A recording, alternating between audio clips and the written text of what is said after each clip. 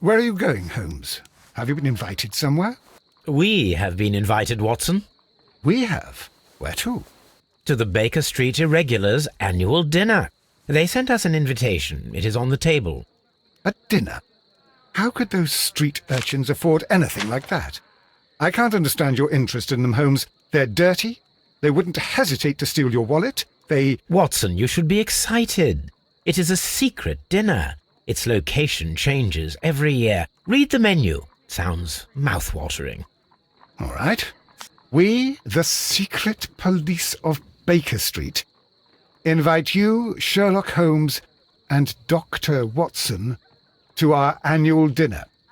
Menu, entree, frozen rat-head salad. Is this a joke? Not at all. Pray continue. Main course, sow's udder in Danny Nutcracker's way. Sounds disgusting, Holmes. Hedgehog goulash. Street turnips in homemade juice. And it goes on. I can hear them on the stairs now. Oh, we can't go there. We can't eat that. Watson, you'll hurt the feelings of those poor children. We have to go. Oh, Mr. Holmes. It is fine, Mrs. Hudson. Mr. Holmes! Wiggins, Dr. Watson is getting ready. He will be delighted to join us. You don't look well, my young man. Is there something wrong? Don't tell me the dinner is cancelled. Mr. Holmes is my brother Leighton. He's in a prison cell. They say he's killed 2 men. You have to help us, Mr. Holmes, 'cause I know he didn't do it. Where is he now? From what I've heard, they took him to the yard, and they gave him a good beating already. You know what they're like. They'll hang him. They won't look any further. Holmes, we have to help him. And forget about the dinner? Wiggins, I'll take the case. You're fantastic, Mr. Holmes. I'll be waiting for you at the crime scene. You'll be there, right? It's on Half Moon Street in Whitechapel. Very well.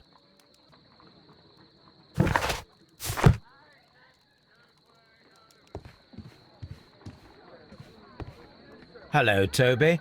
All you need now is a shawl and a mop cap, and you could be Mrs. Hudson's younger sister.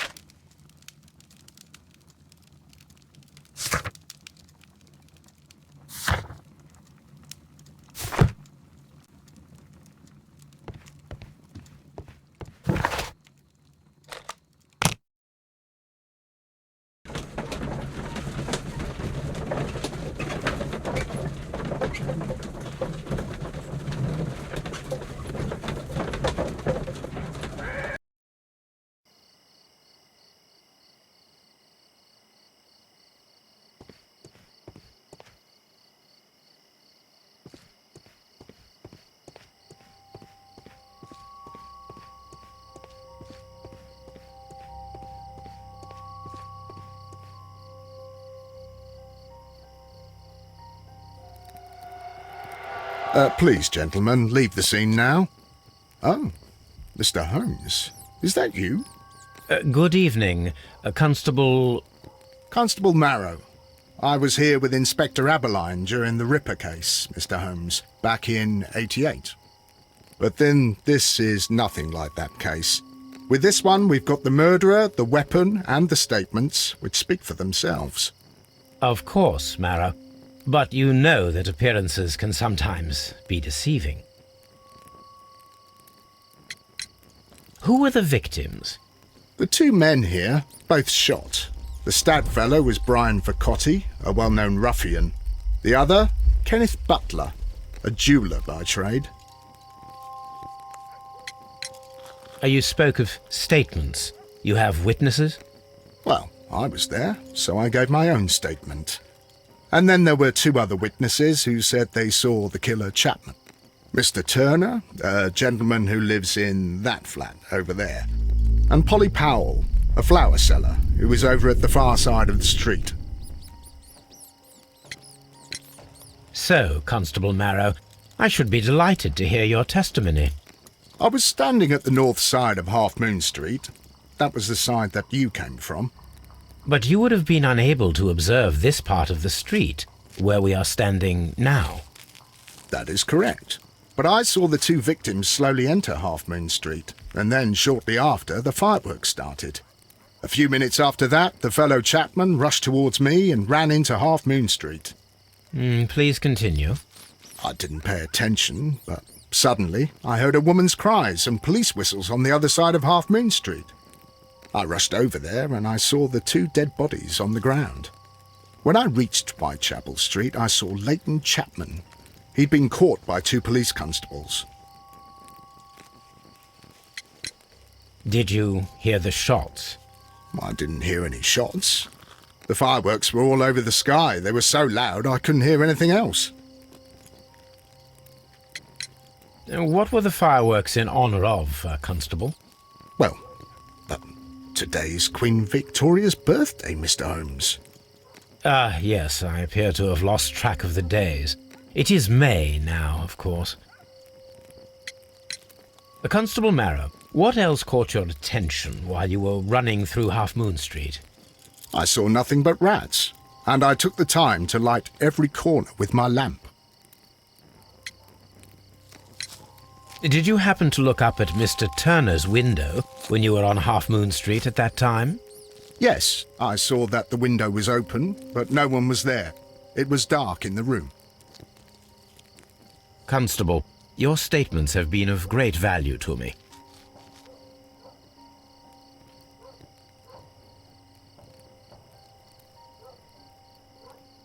The bullet struck his head. This man didn't stand a chance.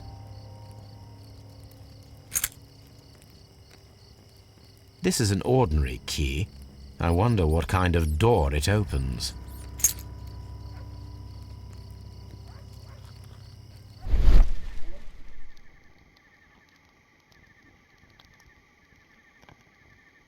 A piece of wood that has stuck between the cobblestones. Let us take a closer look.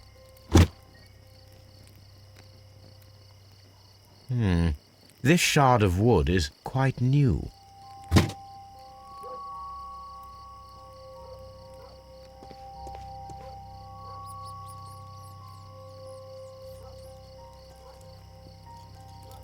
He tried to stop the bleeding with his hand. Death was not instant.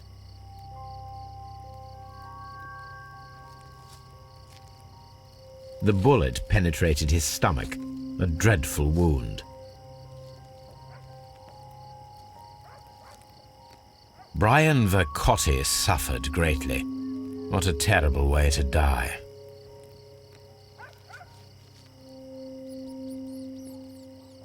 A tattoo from Westgate Prison. Vercotti must have done some time there.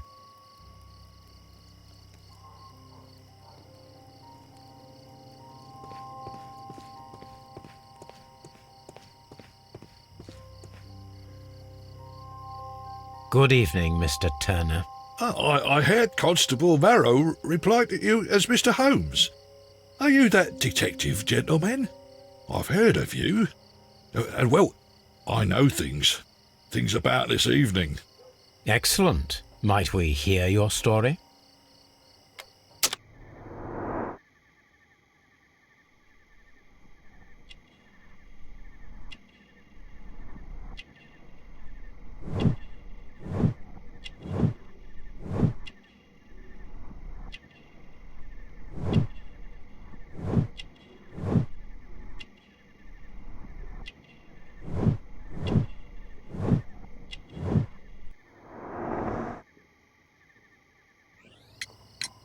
Could you tell us everything that you may have seen or heard? I was already in bed when the fireworks started. A few moments after, I clearly heard two gunshots from outside. Please continue. I quickly got up and I grabbed the lamp from my nightstand and I rushed towards the window. I looked down and I saw two bodies. And there was a man with a gun who was standing nearby. Where exactly? Well, near this body. Did he notice you? I don't think so. He rushed towards Whitechapel Street without looking around. Mr. Turner, did you see anyone else in the street? No, I saw no one but that man, the murderer, the fellow they caught. Were the two shots you heard consecutive? Yes, there was a very short pause between them, and they sounded different somehow. It seemed to me that the second shot was louder than the first. That is an interesting comment. Mr. Turner, what were your actions after you stepped up to the window? I was afraid that the man with the gun might return, so I stayed close to the window till I saw the policeman coming in the Half Moon from Whitechapel. Then I walked out to tell them everything I saw. You have helped us a great deal, Mr. Turner.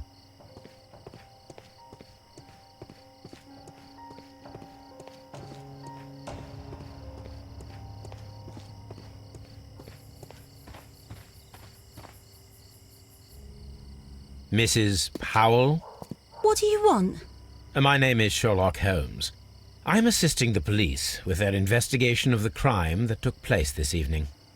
Well, I've already gave my testimony, but very well. Could you tell us everything that you may have seen or heard? Yes.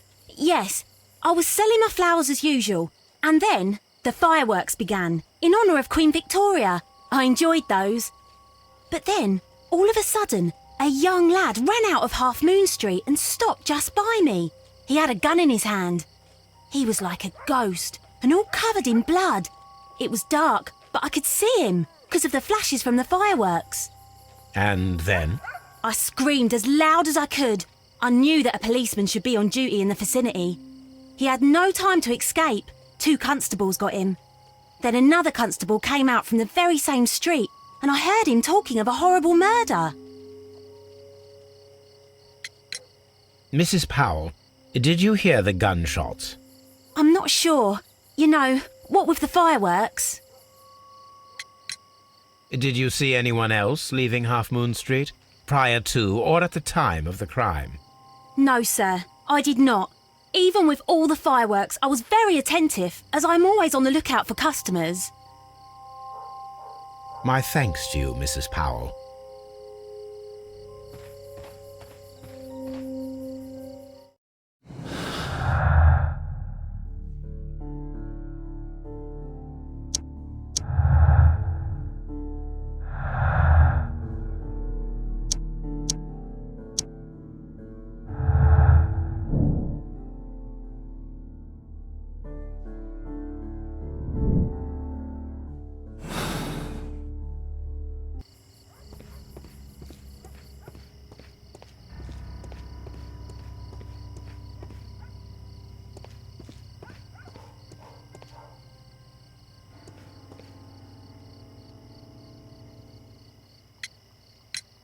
Mr. Turner, you have stated that you remained close by your window after the crime, is that correct? Oh, yes, Mr. Holmes. I stayed at my window until the policeman arrived to examine the dead bodies.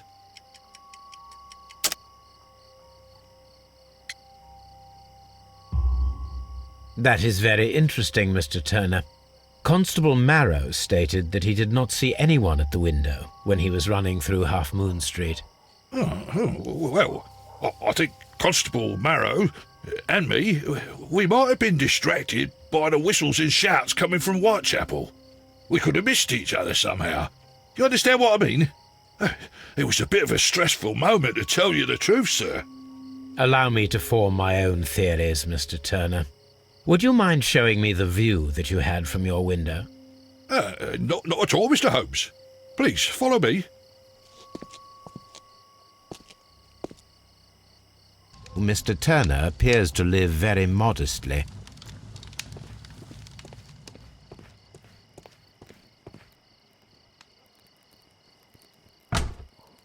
So, that's the view Mr. Turner had when he opened the window. The dead body of Kenneth Butler. Brian Vercotti's contorted corpse. Mr. Turner had a perfect view of the crime scene. He saw the bodies clearly, and Leighton Chapman standing over them.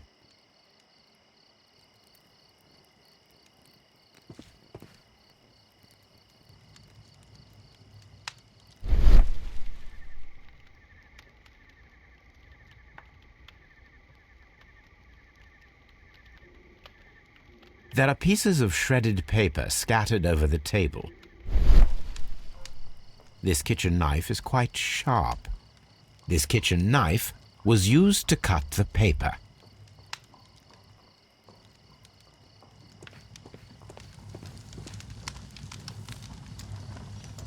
This fire is dying out.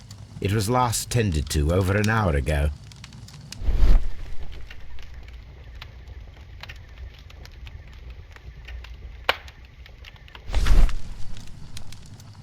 The papers are almost entirely burned. I am unable to see what's written here. These words are illegible. The papers were thrown into the fire just a short while ago.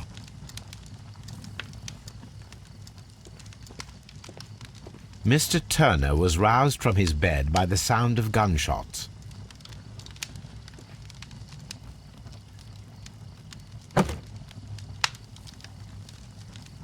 A perfect match.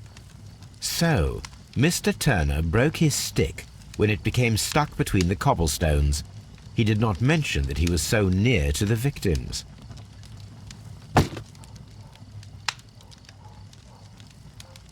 The books on this shelf are in a mess. It looks as though Mr. Turner was trying to find something in a hurry here a short while ago.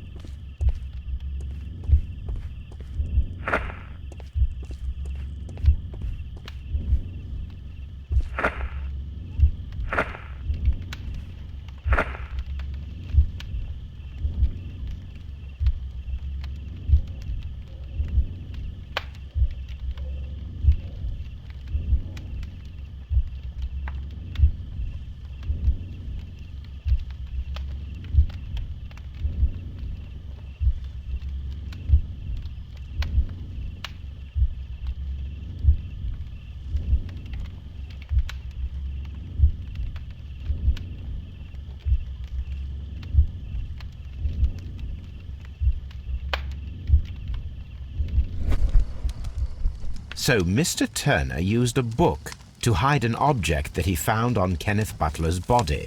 The question is, what did he find?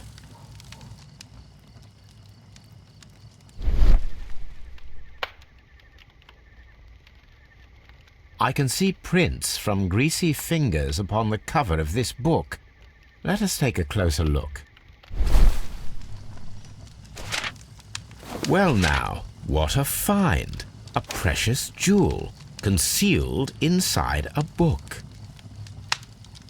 A bracelet with a unique ram's head design, a distinctive feature of ancient Grecian artifacts, probably of the Hellenistic era.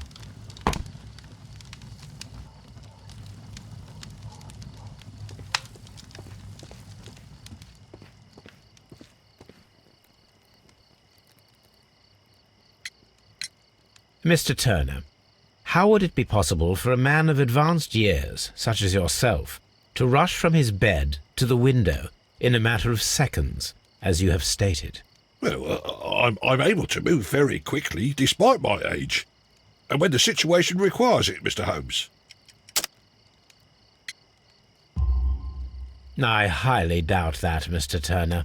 I observe that you suffer a severe limp due to your injured right leg. It would have taken at least 10 seconds for you to approach the window. That means you could have easily missed something or someone in Half Moon Street during that time. You're right, Mr. Holmes. I could have missed something.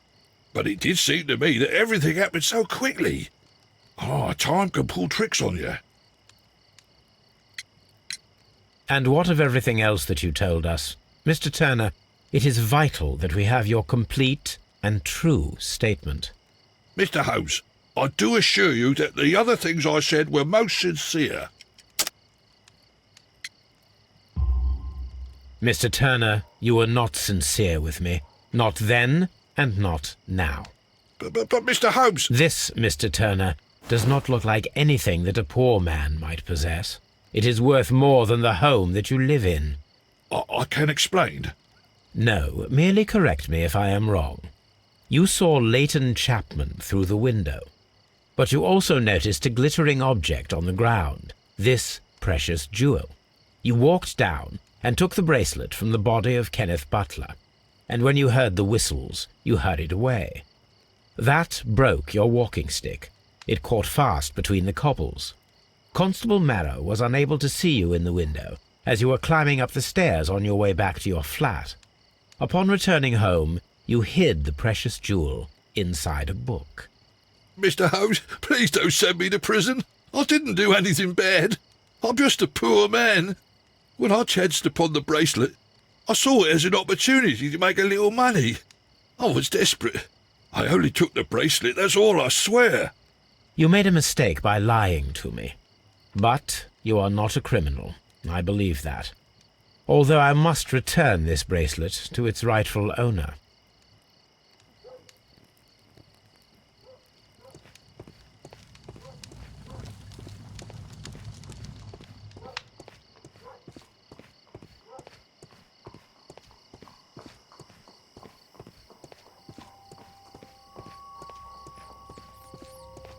It would be my pleasure to assist you with your investigation, Mr. Holmes.